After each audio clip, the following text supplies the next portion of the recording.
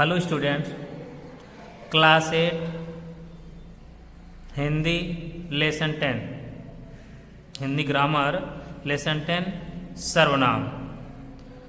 आज सर्वनाम के विषय में पढ़ेंगे कि सर्वनाम है क्या।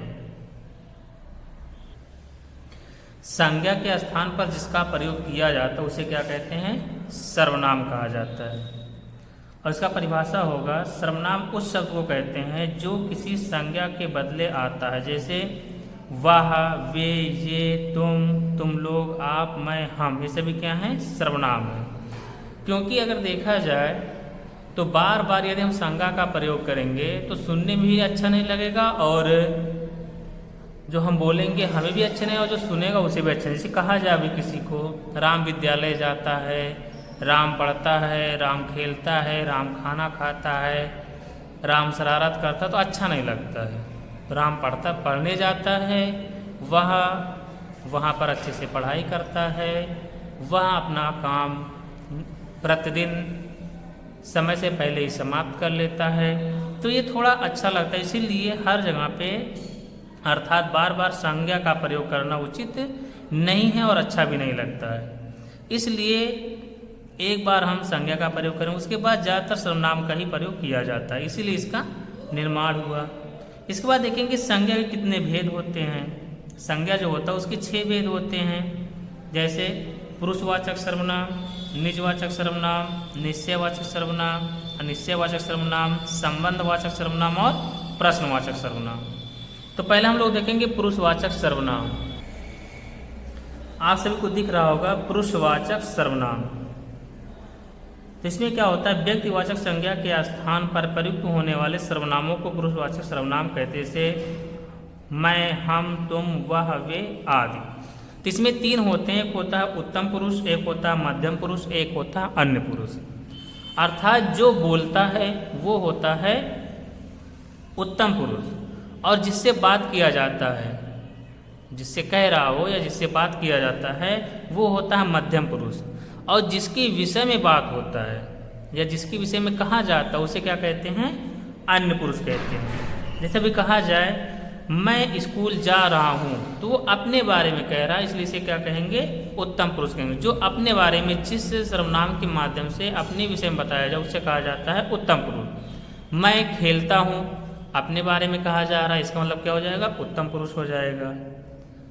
हम लोग बाजार जाते हैं या हम लोग खाना खाते, अपने आप को जोड़ कर कह रहा हो, तब भी क्या हो जाएगा? उत्तम पुरुष हो जाएगा। मैंने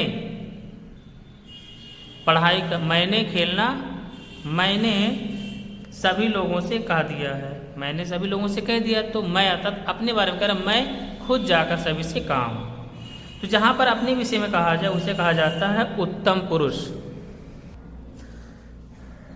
और जो मध्यम पुरुष होता है इसमें क्या होता है? ये वे सर्वनाम हैं, ये वे सर्वनाम जो सुनने वाले के लिए प्रयोग में आते हैं, जैसे तुम, तुम्हारा, तुम लोग, तू, आपका, आप आदि। जैसे कहा जाए आप कहाँ रहते हैं, तो अपने बारे में ना कह के वो दूसरे के बारे में कह रहा है, किसी से वो बता रहा है कि आप कहाँ रहते हैं, उससे बात कर रहा है किसी से, तो क्या हो जाएगा? मध्यम पुरुष हो जाएगा। या कह दिया जाए आप क्या करते हैं, आपस में बात कर रहे हैं, आप क्या करते हैं, किसी ने पूछा, तो क्या हो जाएगा? आप क्या करते हैं, तो ये हो जाएगा आपका मध्यम पुरुष। तुम लोग कहाँ बैठे हो, तब भी मध्यम पुरुष हो जाएगा। तुम किसके साथ जा रहे हो, तब भी मध्यम पुरुष हो जाएगा। इसके बाद आता है अन्य पुरुष। अन्य मतलब किसी और के बारे में कहा जाए। वह स्कूल गया, जैसे मान लीजिए किसी ने किसी से पूछा कि वह स्कूल गया, अब उसको क्या पता गया है कि नहीं गया है, तो ना तो अपने बारे में कह रहा है, ना तो जिससे पूछ रहा है उसके बारे में कह रहा है, बल्कि किसी तीसरे के बारे में कह रहा है। अगर इस टाइप का सेंटेंस बन रहा है तो उसे कहते हैं अन्य पुरुष, अर्थात अन्य पुरुषवाचक वो सर्वनाम होता है। ओके, इसके बाद आपका आता है निज। इसके बाद आपका आएगा निजवाचक सर्वनाम। इसमें क्या होता है? जिसमें अपने विषय में मतलब कि कोई कार्य वो स्वयं कर ले, उसे क्या कहा जाता है? निजवाचक सर्वनाम। जैसे कहा जाए मैं स्वयं घर चला जाऊंगा, अर्थात तो वो खुद चला जा रहा, कोई कार्य अपने आप ही कर ले, वो किसी का आवश्यकता उसे ना पड़े, उसे कहते हैं निजवाचक सर्वनाम। इसमें दिया गया जिन सर्वनामों से अपनेपन का बोध होता है निजवाचक सर्वनाम के लिए, जैसे स्वयं, अपने आप, खुद आदि। यह कर्ता का बोध है, पर कर्ता का काम स्वयं, पर जो कर्ता होता है वो अपना काम स्वयं नहीं करता है। यह स्वयं के अर्थ में प्रयुक्त होता है। जैसे कहा जाए वह स्वयं सब काम कर लेता है, अर्थात कोई भी कार्य हो, अगर जो करता है, जो कार्य को करने वाला स्वयं कर ले, किसी दूसरे पर डिपेंड ना रहे, इस टाइप का कोई वाक्य आता है तो उसे कहा जाता है निजवाचक सर्वनाम। जैसे कहा जाए वह खुद अपना काम कर लेता है, तो अपना काम वो स्वयं कर ले रहा, उसे किसी और की आवश्यकता नहीं है, इसे क्या कहेंगे? निजवाचक सर्वनाम कहेंगे। तुम अपने विद्यालय जाओ, तुम अपने विद्यालय जाओ, अर्थात वो अपने विद्यालय स्वयं जाएगा, किसी और के साथ वो नहीं, किसी और की आवश्यकता उसे नहीं पड़ेगी, तो ये क्या हो जाएगा? निजवाचक सर्वनाम हो जाएगा। या आजकल वह अपने को सुधार रहा है, अपने को सुधार रहा है अर्थात स्वयं को सुधार रहा है, अपने बारे में जो भी कर रहा है वो कर रहा है। तो इस टाइप के जो सेंटेंस बनते हैं उससे कहा जाता है निजवाचक सर्वनाम। इसके बाद देखेंगे निश्चयवाचक या संकेतवाचक सर्वनाम। इसमें क्या होता है? वे सर्वनाम जिनका प्रयोग किसी निश्चित व्यक्ति के लिए होता है, जैसे यह, वह आदि, वो क्या होता है? निश्चयवाचक सर्वनाम होता है। जैसे यह कल नहीं आएगा, क्या हो जाएगा? निश्चयवाचक सर्वनाम। वह हमेशा के लिए चला गया, ये भी क्या होगा? निश्चयवाचक सर्वनाम होगा। इसके बाद आता है अनिश्चयवाचक सर्वनाम। इसमें क्या होता है? जो चीज निश्चित ना हो, ऐसे सर्वनाम जिनके द्वारा किसी निश्चित व्यक्ति या वस्तु का बोध ना हो, जैसे कुछ और कोई, ये क्या हो जाएगा? अनिश्चयवाचक सर्वनाम हो जाएगा। जैसे दिया गया मुझे कोई नहीं मिला, तो यहाँ कन्फर्म है, उसे पता नहीं है कि कौन मिला, इसलिए कहते मुझे कोई नहीं मिला, तो अगला क्या जानेगा कौन मिला कौन नहीं मिला। यहाँ क्लियर नहीं तो क्या हो जाएगा? अनिश्चयवाचक सर्वनाम। उसके भोजन के लिए भी कुछ लेते आओ, अब कुछ लेते आओ, क्या लेते आओ? कन्फर्म ही नहीं हो रहा, तो क्या हो जाएगा? अनिश्चयवाचक सर्वनाम यहाँ पर भी हो जाएंगे। या कहा जाए मैं कुछ पढ़ रहा हूँ, मैं कुछ पढ़ रहा हूँ, क्या पढ़ रहा हूँ? कन्फर्म ही नहीं है, तो क्या हो जाएगा? अनिश्चयवाचक सर्वनाम हो जाएंगे। इसके बाद आपका आएगा संबंधवाचक सर्वनाम।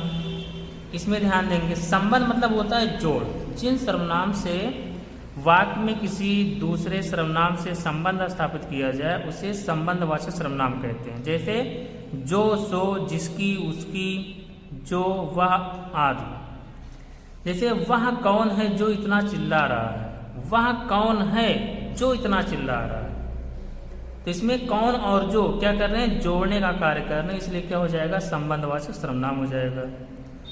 जो बोएगा सो काटेगा, अर्थात जो आप बोएंगे वही आप काटेंगे, अगर नहीं बोएंगे तो नहीं काटेंगे, बोएंगे तो काटेंगे, दोनों का एक दूसरे से क्या हो रहा है? संबंध हो रहा है, तो क्या हो जाएगा? संबंधवाचक सर्वनाम। जिसकी लाठी उसकी बैज, अर्थात जिसके हाथ में लाठी रहेगी उसी की बैज, जिसके हाथ में लाठी नहीं उसकी बैज भी नहीं, तो दोस्तों में क्या हो रहा है? संबंध रहा है, जिसकी और उसकी दोनों लाठी और बैज को जोड़ने का कार्य कर रहे हैं, तो क्या हो जाएगा? संबंधवाचक सर्वनाम। या वही ट्रांजिस्टर है जिसे संजय ने खरीदा है, तो वही और जिसे दोनों क्या कर रहे हैं? जोड़ने का कार्य कर रहे हैं। या वही ट्रांजिस्टर है जिसे संजय ने खरीदा है, अगर ना खरीदा होता तो नहीं होता, खरीदा है तो है, इसे क्या कहेंगे? संबंधवाचक सर्वनाम। और लास्ट आपका है 6 प्रश्नवाचक सर्वनाम। प्रश्नवाचक सर्वनाम में क्या होता है? इसमें कोई ना कोई क्वेश्चन किया जाए, जैसे कौन गा रहा है, तुम कल क्या लेने गए थे। प्रश्नवाचक सर्वनाम में ये होता है जो क्वेश्चन किया है उसका कोई ना कोई रिप्लाई अवश्य मिलेगा, उसे क्या कहते हैं? प्रश्नवाचक सर्वनाम कहते हैं। यह पत्र किसने लिखा है? किसने लिखा होगा कि रमेश ने लिखा, सुरेश ने लिखा, किसने लिखा, तो जहां क्वेश्चन पूछा जाए उसे कहा जाता है प्रश्नवाचक सर्वनाम। ओके, लेकिन हमेशा इस पर ध्यान मत देना कि अगर क्वेश्चन मार्क लगा हुआ तो प्रश्नवाचक सर्वनाम ही हो जाएगा, वहां पे क्वेश्चन किया जाएगा तभी प्रश्नवाचक सर्वनाम होगा।